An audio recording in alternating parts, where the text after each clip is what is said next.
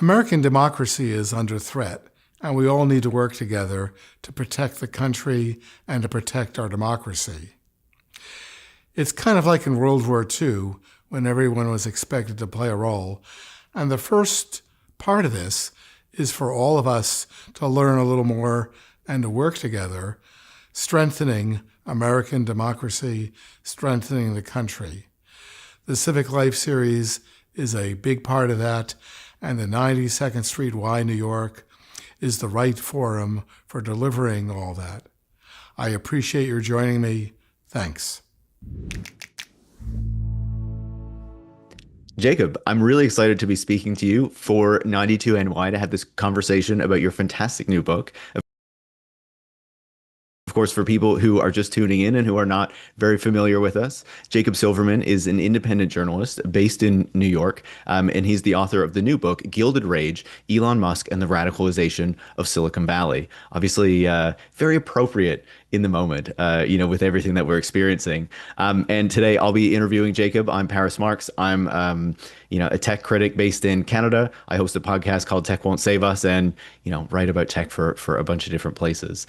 So I'm really excited to dig in. And to get started, Jacob, I was wondering, there are many different things that you can write about, that you do write about, of course. Why did you decide to write this book, and why now? Well, I believe it was late 2023. I had written I've written about the politics of tech for a number of years, and I started to think ahead more towards the 2024 cycle. And I had just written about San Francisco and specifically the role of David Sachs and some other tech millionaires and billionaires in the various recall elections there and kind of moving San Francisco politics to the right. Of course, it's San Francisco, so it's a little different than a lot of other big American cities, but it was clear that there was a reactionary tilt kind of to a lot of these tech billionaires today, and that something was changing in how they were putting their money and their efforts into politics. A lot of them had been donors and sort of casually involved in one way or another. Certainly there were people like Peter Thiel who were political animals through and through for a long time, but it seemed to be spreading more among kind of the executive and VC class. Anger about COVID, quarantine efforts, anger about various social movements, about Me Too, about BLM. And I started wondering, what is going to happen to this group of people, especially in the next election cycle. So I started talking to an editor at Bloomsbury, and we thought, maybe there's a book here. I remember we had a conversation, my editor and I, and I said something like, I think Elon Musk might get involved in the next election. And, that was almost naive on my part. So, it was based on this recent track record of behavior and changing politics that they had shown, but also a little bit of a hunch, like maybe there's something to chronicle here going into what was going to be for sure a pretty crazy election cycle.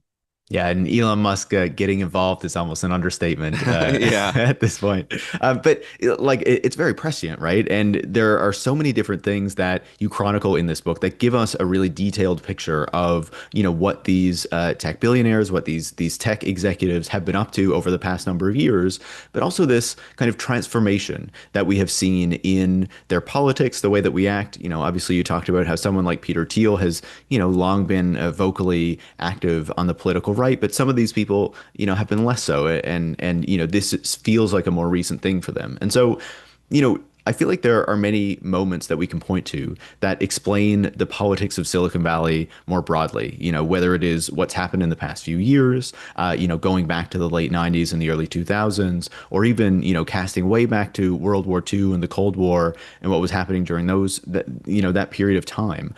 I wonder for you, is there one of those periods that stands out as the most, kind of illustrative of what we've seen recently? Or, does that just kind of add different layers to a very complex picture when we look at, this region and the politics that have emerged from it?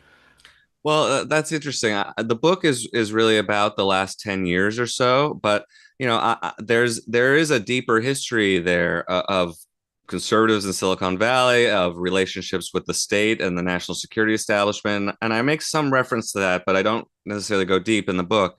But I do think in some ways we're returning to kind of early political alignment between Silicon Valley and what you might call the military-industrial complex or the state, where they are now like what 50 or 60 years ago, you had early chip companies building microprocessors that were going in Minuteman missiles, very famously here in the U.S. And very much, of course, we know the internet came out of DARPA and national security investments, and in a way, we're returning to that era, I think, but with a lot more money at stake and a lot more just in general at stake, perhaps. Like recently, there's a guy named Sean McGuire who's a major VC at Sequoia, and I write about him a little bit in the book, and I've written about him elsewhere.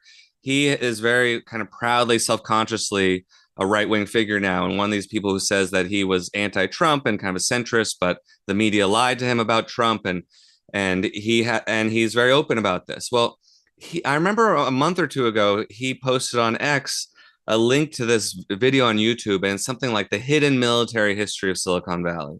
And it's a lecture that goes around. It was done by an academic, I think, and it's good, and it's pretty standard history. People often share it to show, like, look, actually, you may not know about this hidden military history of Silicon Valley. He shared it because he was very proud of it. Which I thought was an interesting kind of shift. For some people, it's like, oh, well, here's this sort of whiff of almost scandal, or like, a kind of morally weighty history that we need to reckon with, perhaps. He shared it because he was very proud of that, and that's what he and a lot of his allies, especially in companies like Andreessen Horowitz or elsewhere, want to return to, is they want to build stuff for the military and for the intelligence community. And so that I thought embodied, just as one small example, embodies the kind of attitudinal and political and ideological shift that's going on here. Is like, okay, they're not ashamed to be part of the military industrial complex anymore. A lot of these guys, they want to do it, and they're proud of it, and they're nationalistic and even jingoistic about it, and they see a lot of profit in it. Yeah, it has been fascinating to watch that shift. And I want to come back to that just to talk a bit about what we have seen recently, right?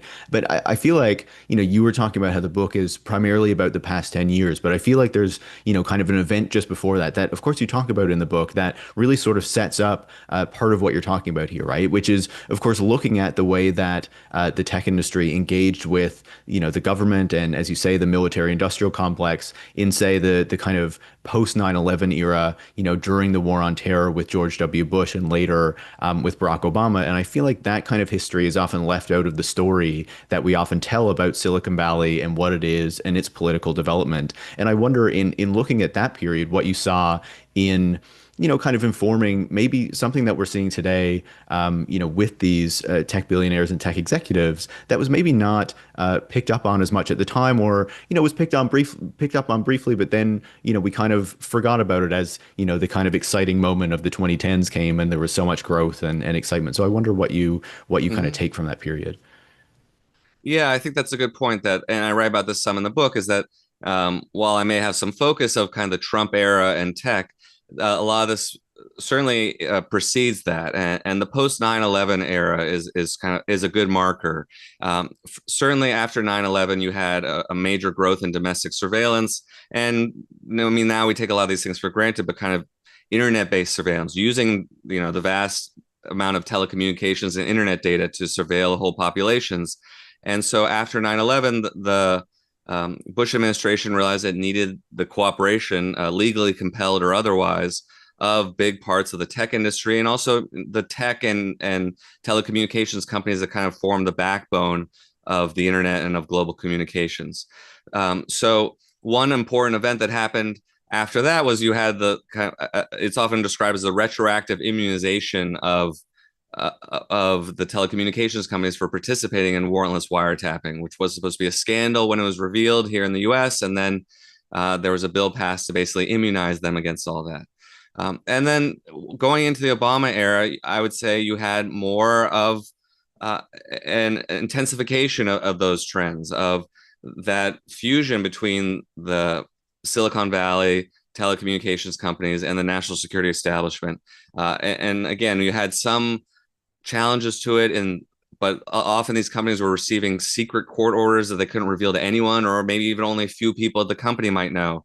There were some lawsuits at the time, but they didn't have a lot of choice. But I think also in the tech industry, you started to see that shift again, where some people thought, well, hey, this could be a good partnership for us.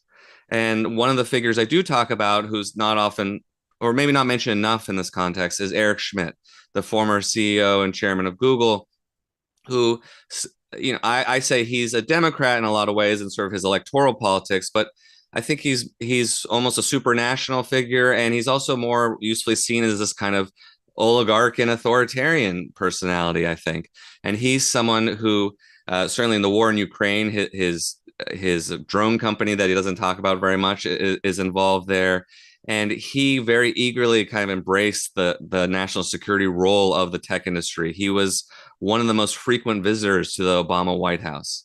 And one thing that has been talked about a little bit more is that there was this revolving door of personnel between the Obama administration and Silicon Valley. I mean, some of that was at companies like Uber and Amazon, but it was also kind of the National Security Directorate and the national security divisions of these tech companies, which were hiring lawyers and former personnel from the FBI and CIA and NSA and elsewhere. And at the top of that was Eric Schmidt. So I think that stuff it cannot be forgotten. And this deeper history, goes back to early Cold War, but the one we're talking about right now really does start after 9/11 and owes a lot to the developments of that era and kind of the things we still haven't reckoned with from that era in terms of mass surveillance.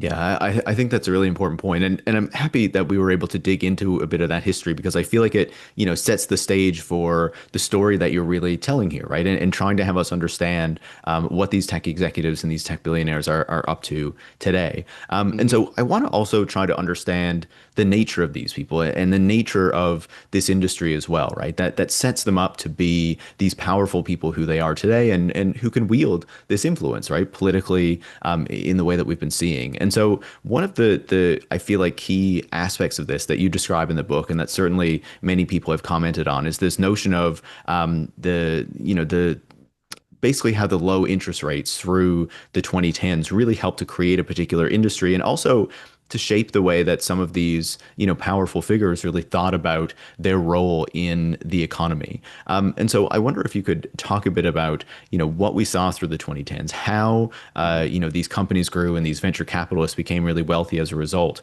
and then how that starts to set us up for the power and influence that they're able to wield, in the 2020s. So some folks may have heard of the ZIRP era or the zero interest rate policy era, which is basically after the 2008 great financial crisis.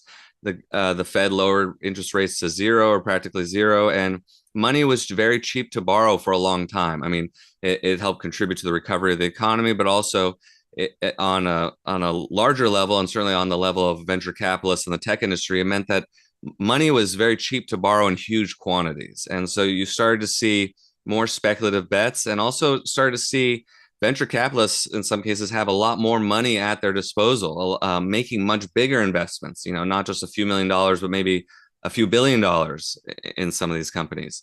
Along with that, you had the entrance of sovereign wealth funds from Saudi Arabia, UAE, Qatar, elsewhere that started just pumping more capital into Silicon Valley.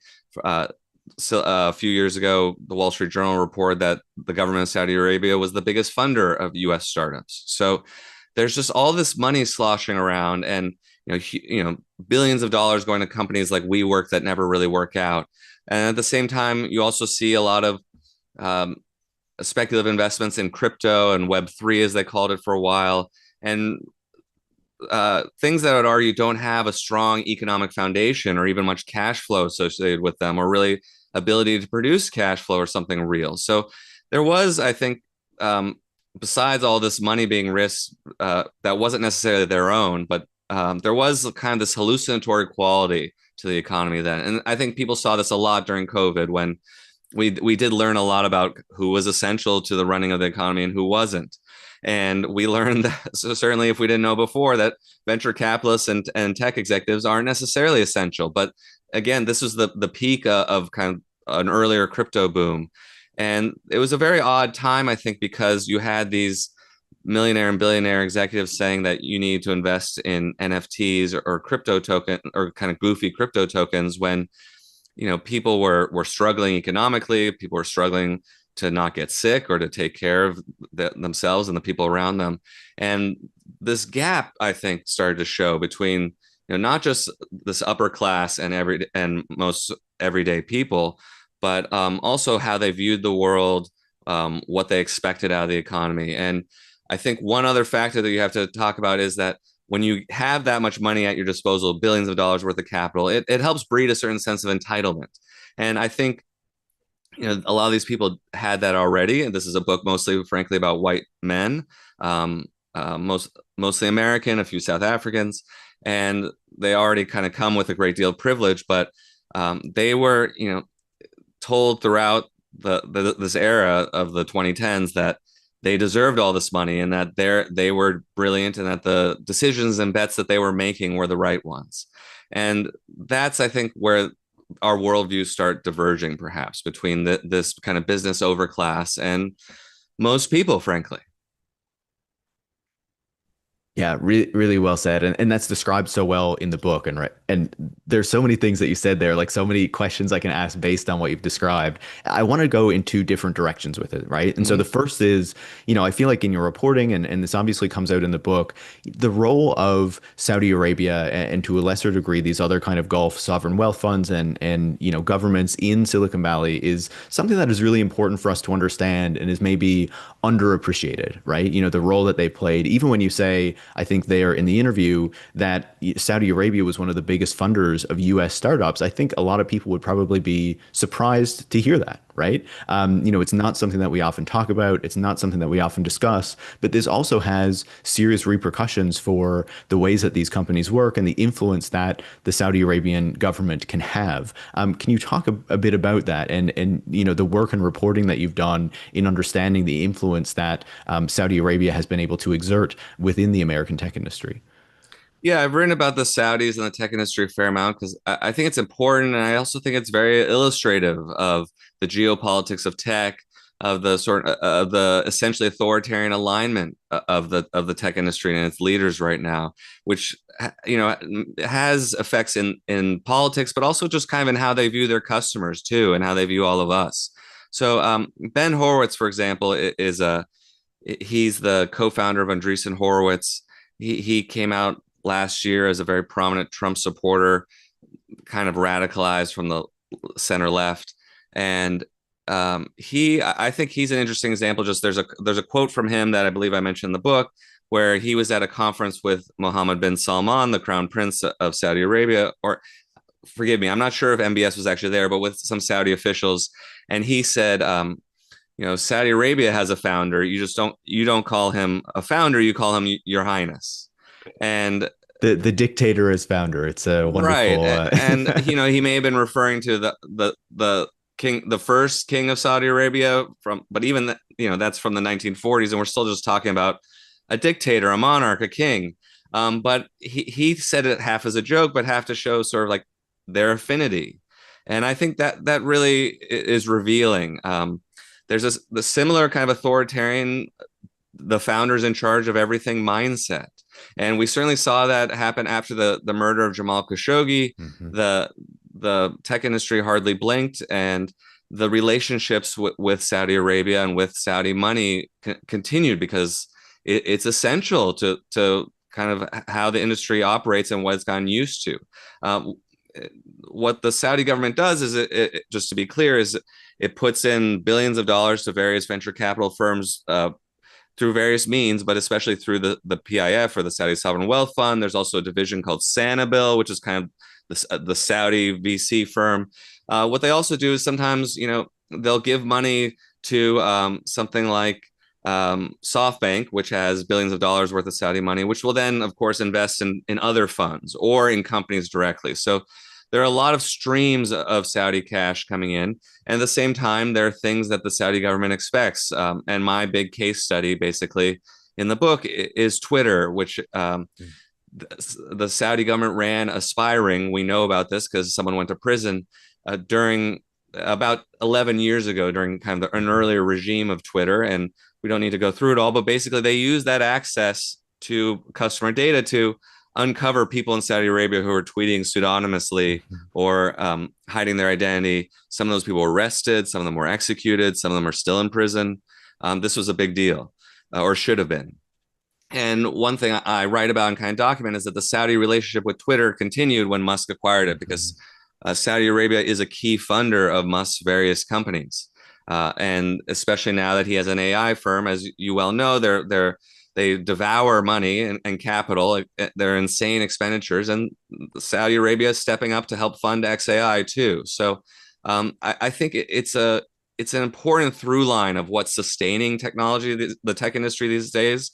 And I think even, again, to go back to someone like Ben Horowitz, for another thing he does now is apparently he's been giving technology from portfolio companies, as in companies he's invested in, to the Las Vegas Police Department. So, he's not just giving donations to a police department, which rich guys have done for a few decades now, at least. He's going to his portfolio companies and saying, okay, this drone company I invest in, let's either give or buy some of their stuff and give it to the Las Vegas Police Department.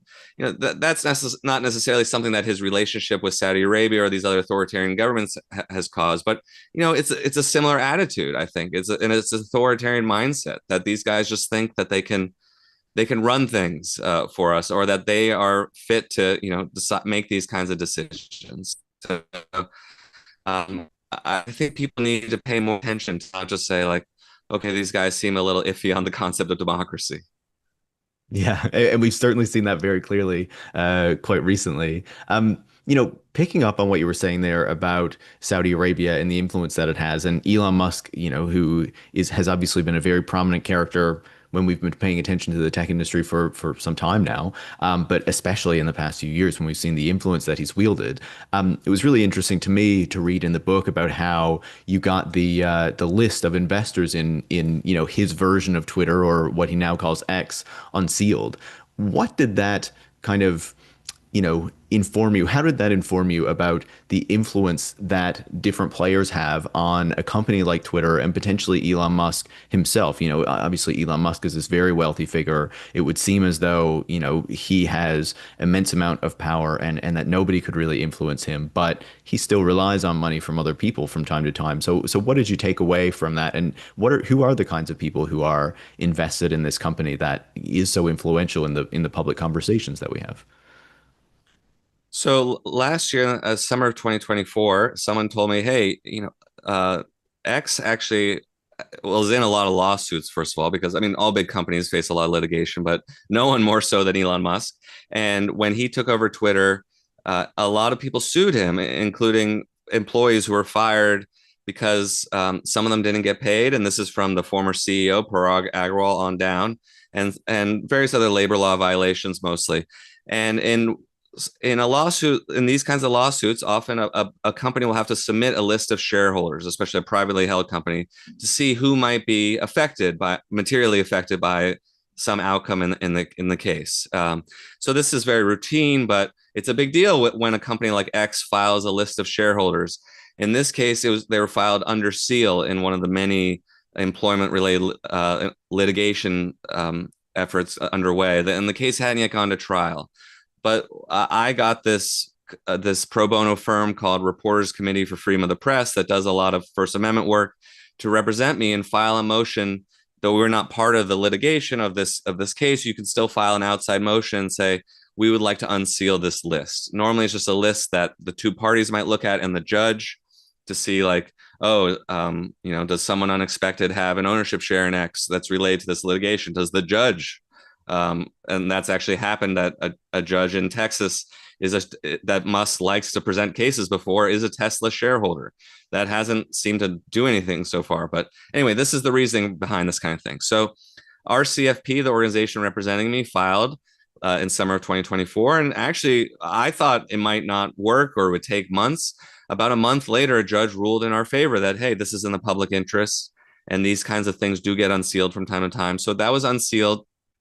The usefulness of that was that we got the names of legal entities that own pieces of X. We didn't really get the specific amounts, and we didn't always know who ran those legal entities, but you could start researching these LLCs and trusts and other groups. And while Musk had filed some paperwork with the SEC and elsewhere that gave us a little bit of an idea of some of the people or venture capital firms investing alongside of him, this was a much clearer picture and provide a basis for researchers and journalists to go on. And we found out who was investing alongside Musk, and also in some cases who wasn't. And it was the Saudis, of course, some Qatari money that hadn't really been talked about much, I think. A lot of VC firms, some of Musk's traditional allies or people who said that they were going to buy in didn't seem to. It wasn't clear to me if Larry Ellison ever did, despite offering $2 billion, unless there's still a couple unidentified trusts and other vehicles there. But it was kind of this window into the nitty gritty. And also it was interesting because there were these, when Musk was trying to buy Twitter, he famously tried to back out of it because he was basically offered too much and then the price started crashing. But there were these text messages released as part of discovery in a case in Delaware court, where this was when Twitter basically sued him into consummating the deal. And some of these text messages were with people like Larry Ellison, where Larry Ellison said, okay, I'll put in 2 billion, or David Sachs was saying things. And it was a very interesting insight into Musk's world. Well, in the book, what I do is I look at those text messages and then I contrast that with some of the names that either did or did not appear on that ownership list. And I think it says a lot about how Musk operates. And that one thing we do know is that a guy like this, he's actually very highly leveraged. He might be the richest man in the world, but he is constantly dependent on other people and institutions. And like we've said, now the Saudi government, for constant infusions of cash. I mean, there's sort of an expression like, if I owe you like $5,000, that's my problem. But if I owe you $5 million, that's your problem. So there's a way in which once the money starts going, once we're talking about money in the scale of billions of dollars, these relationships become a lot more complex, and Musk becomes potentially more beholden to his creditors, but they also are reliant on him too to kind of keep this machine going. Yeah, and we've certainly seen plenty of that, right? And there's always a discussion as to whether the machine is going to stop working and things might collapse, but we haven't seen it yet, of course. Going back to what I was saying before about trying to understand the nature of people and to pick up on what you were saying about Elon Musk there just that time. In the book, you talk about how there does seem to be this real, like, notable shift in Elon Musk and his politics and, the way that he's like acting publicly around 2022. I wonder how you explain that shift that we begin to see there, and if it tells us anything about the broader changes that are happening in Silicon Valley and among this kind of, tech billionaire class in that moment. Yeah, I think there are a couple of things. I've mentioned before that a lot of the kind of social movements and political movements of the last few years have sort of shocked tech leaders and taken them aback. They've affected different people in different ways among the general population, but just there were comments, for example, actually from Mark Andreessen, where he said he claims he was talking to some CEO or of a portfolio company, and they decided together that young people were joining these companies in order to destroy them because they were communists and left wingers. And so I think there is a lack of touch with reality or with how most everyday people think. I mean, I think that's very unlikely that that's the case. But these people exist kind of at this great remove, and the movements of the last decade over inequality, over Israel and Palestine, over BLM, over sexual harassment and Me Too have shocked a lot of them. And they don't really, it's not the form of progressive politics that they recognize. With Musk in particular, he has cited some things. And I think one of the most important ones is his daughter Vivian is changing her name and coming out as a trans woman and writing in the application to change her name that she didn't want to be associated with her father in any way. He said in an interview with Jordan Peterson, the right-wing influencer, kind of kooky celebrity psychologist, the woke mind virus killed my son. And then he talked about dead naming and had this totally wrong definition in which somehow Musk is the victim in this case, even though his daughter is living how she wants to. But that really catalyzed, I think, Musk's radicalization. It opened him up to a lot of transphobia and made it one of his main issues. And he started talking about how schools were, turning kids into communists. You hear this kind of thing even from someone like Bill Ackman, who said his daughter became, the financier says his daughter became a communist at Harvard. So the world, in some ways was changing, or at least the spectrum of political possibility, I think. And people like Musk didn't like that and wouldn't tolerate it. And there were more specific events in terms of his relationship with government. When the Biden administration didn't invite him to the EV summit, he took that very personally. I mean, it's a little ridiculous, but even some of his colleagues said, that was a big mistake. Or more towards his bottom line, perhaps, during COVID, when the Tesla factory in Fremont had to shut down, this in Fremont, California, this led to this whole battle between Musk and the county of Alameda and the state of California. And he eventually said, "We're opening up. I'm going to be there. Please arrest me if you need to arrest someone." And the county and state eventually kind of conceded to Musk. But that sort of idea that there could be limitations from the state imposed upon his work or upon his ability to produce cars was a big deal for him also, I think. So you kind of have to put all these things together. That's why I wrote a book about it. That's why it's sort of a group biography of Musk and these other guys. But that's I think where they're often coming from. And I think finally it's this exhaustion on their part with like, they don't want to answer to anyone anymore. They don't like the criticism coming from people like us, or even just the version that appears in the New York Times. And you hear this a lot from people like Mark Andreessen, that every tech critic is basically a Luddite or a communist trying to take them down, and they won't have it. And there was maybe a certain bargain with society before where they would make a lot of money and then donate some to charity. Andreessen, again, would talk about this. But whatever bargain might have existed before, they think kind of the government and civil society has broken it. And they just want to be clear to innovate to their delight and do what they want. It's a very traditional kind of grasping for corporate power, but it's worked for them in some ways because it's wrapped, of course, in their techno-optimism. Yeah, absolutely. And, you talk about this book as kind of a biography of this group of people, right?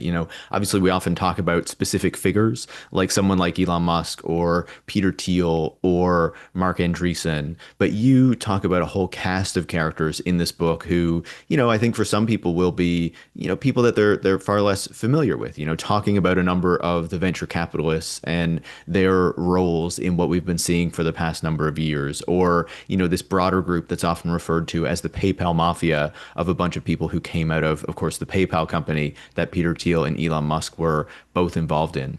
I wonder, looking at this broader network, what that tells you about the evolution that we have been seeing politically in Silicon Valley for the past number of years, and the influence that they are able to wield in forwarding this kind of a politics.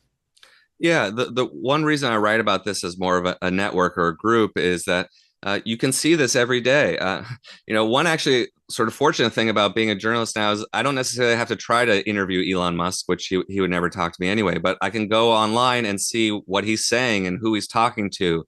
And I can see which companies these guys are investing in and the events they appear at and the podcasts they go on when they have these very long discussions sometimes about exactly what they believe. And I think in some ways they're actually very forthright at times. I mean, this week, Joe Lonsdale, who's a figure in the book, who's kind of a younger PayPal mafia figure, he retweeted someone saying that there should be minimal Muslim immigration to the U.S. I mean, these people are not hiding what they think. So that's why, again, it's this group of people because they are working together. They are friends and business partners, and they're involved in politics together. So I do think in some ways it starts with the PayPal mafia, who came out of course, PayPal when it was sold to eBay in the early 2000s for more than $1 billion. You suddenly had this group of people of Peter Thiel, Elon Musk, David Sachs, and others who were very rich. And for some of the people at the core of this group, like Peter Thiel, they were always political animals. And Thiel and Sachs were writing partners in college and wrote a book together called The Diversity Myth. And as Max Chafkin, a biographer of Thiel, has said, the PayPal mafia was actually more of a political grouping first and kind of a business or business network second. But you'd see over the years that this group really formed the heart of Silicon Valley conservatism and Silicon Valley's shift towards the authoritarian right. And it grew and expanded. In the book, I talk about how I think people like Joe Lonsdale or even someone like Vivek Ramaswamy are kind of being drafted into this broader network because, for example, Ramaswamy, his firm Strive, this investment fund, has investment from J.D. Vance, who was his law school buddy from Peter Thiel and Bill Ackman and others. So you can kind of watch this network grow over time, and you can watch the effects it had. It helped elect Trump twice. We kind of learned about it 2016 a little bit more in retrospect, but we saw Peter Thiel at the time be the most visible tech supporter of Trump, and after the Access Hollywood tape, maybe the only outspoken tech supporter of Trump. So I think this group, I think it's still intact. It endures, and I think they speak in some ways for more and more people in kind of tech rank and file, especially men in tech rank and file, for whom these guys are figures that they look up to. What do you make of this question of, evolution versus they were always like this? On the one hand, you can see someone like Peter Thiel, who, we used to associate as more of a libertarian. He used to talk about seasteading and things like that. But on the other hand, him and David Sachs, as you described, were long involved with, say, the Stanford Review back when they were at Stanford University, which was, of course, very right wing, very conservative at the time. Do you think that their politics were just hidden for quite some time, or do you see a notable shift in the past few years with, how they represent themselves politically? I think in some ways both. In some ways it depends on the characters we're talking about. You know, Thiel's been always talked about escape and exiting kind of the strictures of government and society with things like seasteading, or he's wrote something about how someone needs to create the technology of freedom or the technology that enables freedom, and he was referring to seasteading. But he's never really been a libertarian in practice. I mean, people have asked him about Palantir, of course, and how can you justify this company that's basically an arm of the security state and mass surveillance? And his answer is always sort of like, well, better me than someone else, or someone has to do it, kind of. And that of course is not very firmly held libertarianism. But most of these guys, I think, aren't really libertarian in practice. I think the part of libertarian that appeals to them is that they don't want rules, that they want ultimate freedom to do what they want, and there's something kind of childish or juvenile about that, and there's something that kind of macho, or at least affected machismo and jingoism on their part. But they, they have taken that attitude that they are, in some cases, the cognitive or genetic elites, and that they have a right to rule. I think in the past, people like Thiel or Sachs, that attitude was more politically focused from early on, and they are involved in kind of institutional Republican and conservative politics. I think for other people, or other millionaires and billionaires in tech, including people like Musk, it was perhaps an underlying attitude that animated them. I mean, Musk, I have a podcast coming out this fall about Musk, just a mini series for the CBC. And we talk in there a lot about Musk's South African upbringing, and also about this idea called boss camp or bossism. It has a few different terms, but it comes from apartheid South Africa, where basically, an elite white man was in charge in every room. And there's a certain way in which that authoritarian, privileged, and attitude has followed Musk, I think, even before he was ever involved in politics, when he was at his other startups and other companies and organizations he's been involved in. So it simply, I think, got more focused when some of these people like Andreessen or Musk started seeing politics affecting them more personally, or their bottom line, in a way they found inhibitive. Yeah, and obviously a name that sits over this whole conversation, which that you can't really ignore, and it's hard to think that we got this far without really talking about him, of course, is Donald Trump. The big story of the past year has been this relationship between these Silicon Valley billionaires and Donald Trump himself. Obviously this is something that you discuss quite a lot in the book, and of course set up for us like how this actually came to be. So seeing what we have been, watching over the past year, what do you make of the way that the tech industry has so vigorously embraced Trump? And do you see any kind of cracks in that relationship, besides obviously the souring between Trump and Musk themselves? But, do you see this as a relationship that remains strong, or is the tech industry going to, go a different direction in the future as well, as we know that they can change their allegiances very quickly? Yeah, I wish I could say there were cracks, but I don't really see any right now. I mean, Trump is obviously an authoritarian consolidating power. And we saw just a week or two ago when a bunch of CEOs were at the White House dining with Trump, and Tim Cook was thanking him repeatedly. Zuckerberg was talking about investing hundreds of billions of dollars, and then in kind of a hot mic moment said, "I didn't know what number you wanted me to say." I mean, incredible deference and fealty, and I think there are two reasons for this. So one, there's of course the self-interest reason, which is that Trump has said that he was going to try to imprison Zuckerberg. I mean, these were tweets or posts online, but look, these they don't want to go to prison. They don't want their companies broken up. In the case of Google, which has had a favorable antitrust settlement, it seems recently. So there's that. But then a lot of these guys do share MAGA or Trump grievances, and that's something I talk about in the book. Also, not all of them, not really the guys I just said, but like Musk again. The transphobia is something that aligns him with the MAGA movement. Some of the resentments against quote unquote woke politics or Democrats. I mean, Musk feels that acutely and posts about it, long into the night for the last couple of years. So sometimes it depends on the figure we're talking about or the company, but there is a certain alignment in that sense of reactionary grievance or a lot of kind of cultural discontent. Trump is an abuser and prolific sexual harasser. Me Too did not go over very well in the tech industry. There are a lot of people who weren't accounted for. Musk himself has had some accusations, including the one that was reported on Business Insider about the masseuse on the plane. So there are similar attitudes there. I think that align them, but in some cases I still find it rather shocking. One person I talk about in the book is Sergey Brin, who was a Jewish refugee from the Soviet Union and was brought over in the 80s. And he, during the first Trump administration, he went to the airport, went to SFO in San Francisco during the so-called Muslim ban and protested. And he wasn't actually very loud about it, but he showed up and some people recognized him, and he told a journalist or someone there, "I'm doing this because I was a refugee." Well, we have another Muslim ban that people don't really seem to talk about, and we have all kinds of horrible things happening to immigrants here or people who are trying to immigrate here.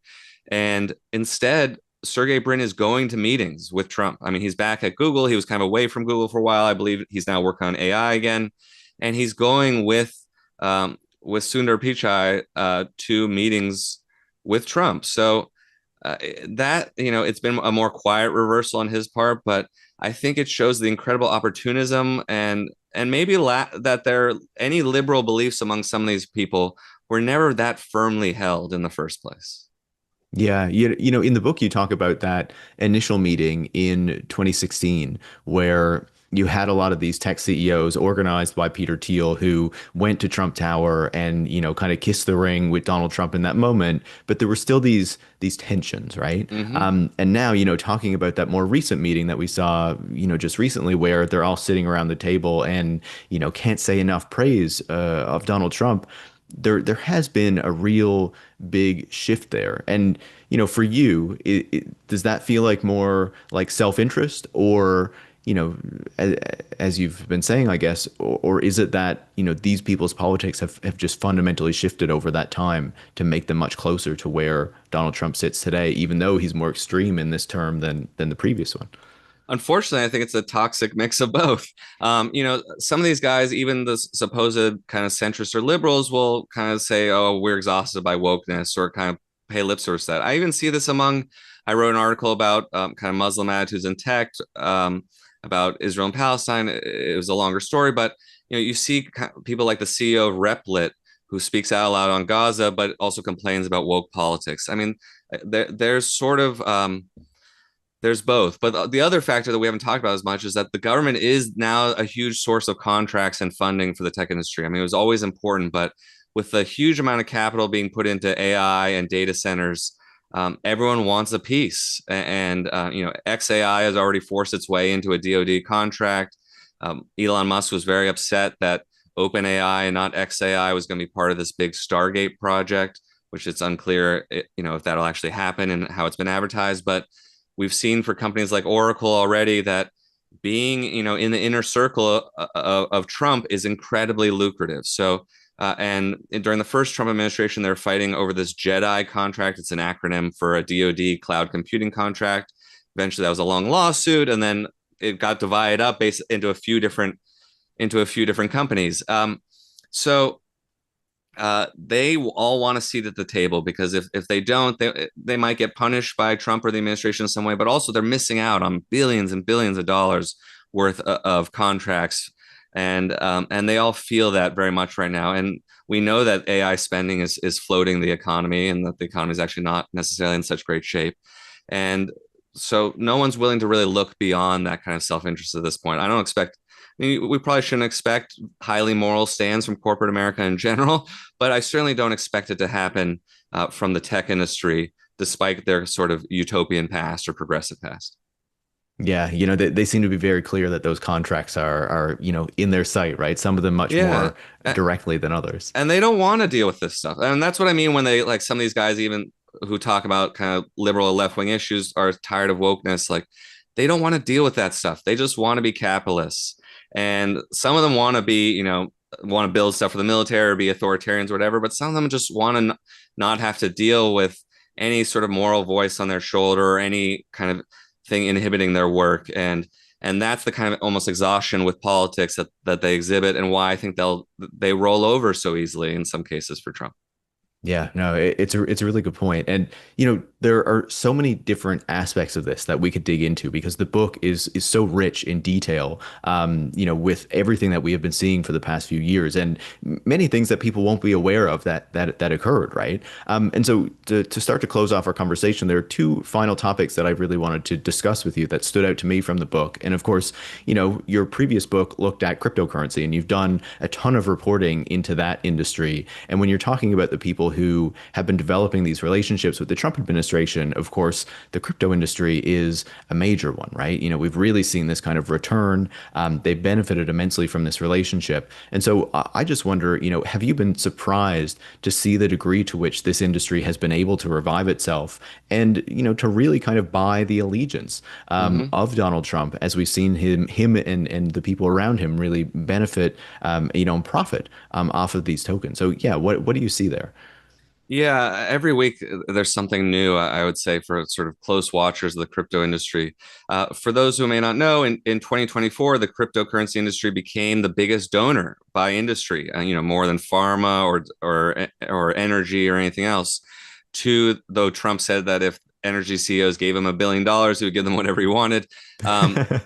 And part of the book is about the corruption and this role that crypto played, which is an arm of the tech industry, basically, and the corruption wrought by crypto. And I do argue that it's different. I mean, we've certainly had corruption in politics. We've had a serious problem of money in politics since Citizens United, but crypto has taken things much farther than we might have anticipated, and just in one election cycle. And the big difference also is that Trump himself has become the country's leading crypto entrepreneur, because his sons really embraced it and convinced him. And I think, of course, he doesn't understand it, but it's free money in his pocket, and his crypto companies have now become bribery vehicles, essentially, and very easy ones. Anyone can do it, and it's in the interest of a lot of foreign actors or heads of state to do it.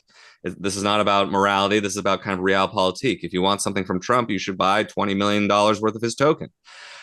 So there's just an incredible way in which the wheels have kind of come off of the machine of rule of law, that nothing seems to be enforced anymore. And this has happened at so many levels, at both at regulatory level, at the DOJ, at local levels. And I don't think we've ever really seen this kind of merger of electoralism, of one big industry, and of the president's own financial interests ever. And the other part that is kind of stunning about this is that crypto remains kind of a not very profitable industry, and certainly not productive. It is not an industry that provides a lot of use for people. They talk about, they have various claims, which we don't need to go through, but there are not big cash flows or things that are being made thanks to the crypto industry.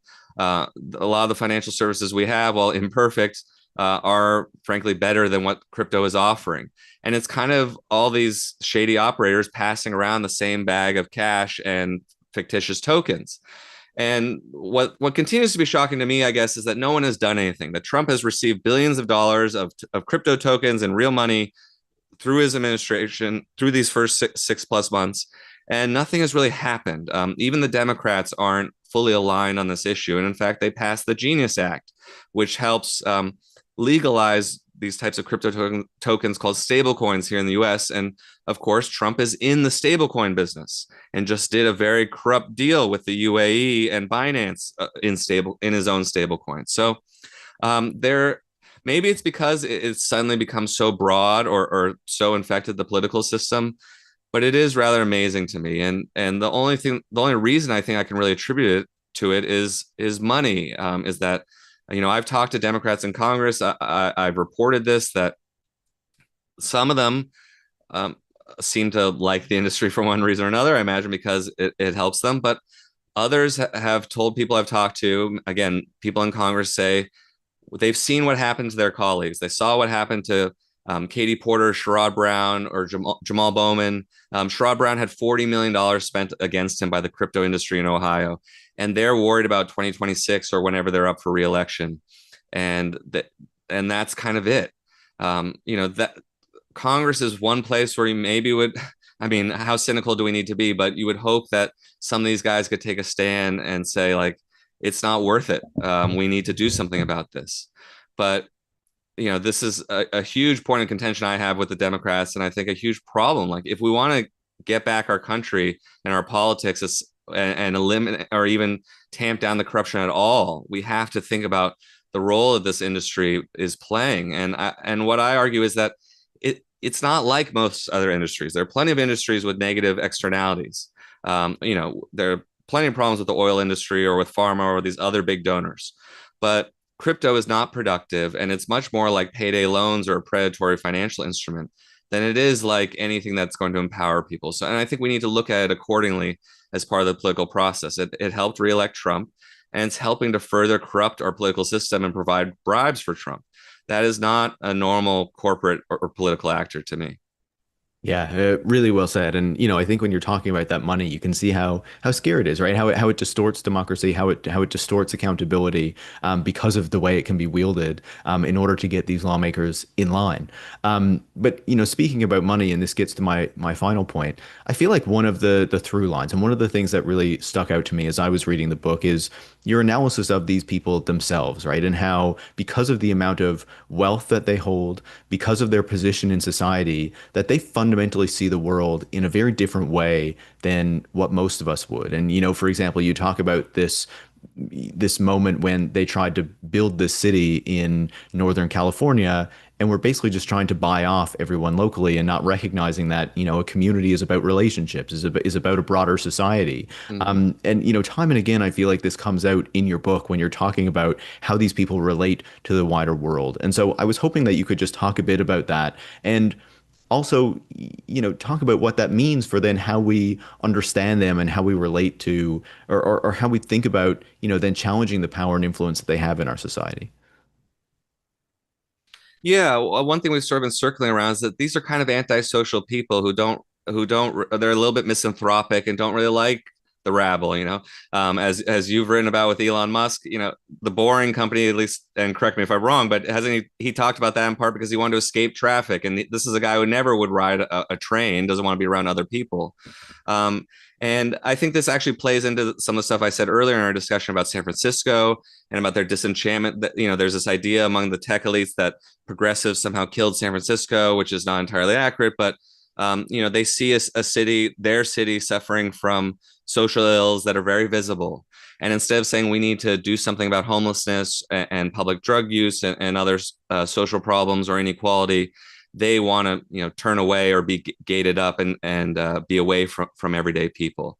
You know, one thing I think about with Mark Andreessen, for example, who's someone who seems very angry and, you know, has blocked practically every journalist, including me, is he has 3 mansions in Malibu, in addition to one in Atherton and elsewhere. I'm sure he's married to a billionaire heiress, but he seems so angry every day. And sometimes, you know, when he's typing out something about how the country's falling apart, I'm thinking, which mansion was he tweeting this from today? Like the disconnect is incredible. And it's not just like, oh, there's William Randolph Hearst up in his castle. It's like they're all talking to us and making decisions that affect all of us, including how these technologies are developed and deployed. But they really don't care for people. They're not building institutions by and large. Some of them are trying to build alternative institutions, but they are not, donating to libraries or universities very much.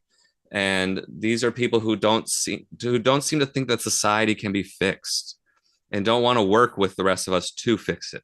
And that's why the political program that they're espousing is often very negative and not very positive or proactive. And Thiel has even lamented that sometimes that it's very negative, that they don't seem to have solutions.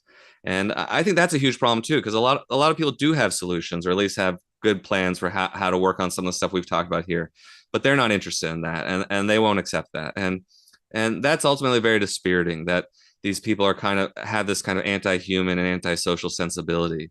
And it also speaks to how adversarial the relationship ultimately is between them and most of the rest of us in society. Like, we are talking about challenging power. I don't think these are people that we're necessarily going to persuade. They have to be contested in other ways through, public opinion and protesting and voting and taxation, whatever else we can do. Yeah, Jacob, it's a fascinating book and gives us such important insights into, this moment that we're in, and these people who are dominating not just our society, but it feels like the world increasingly. Thank you so much for taking the time to speak with me about this great book. A real pleasure. Thank you.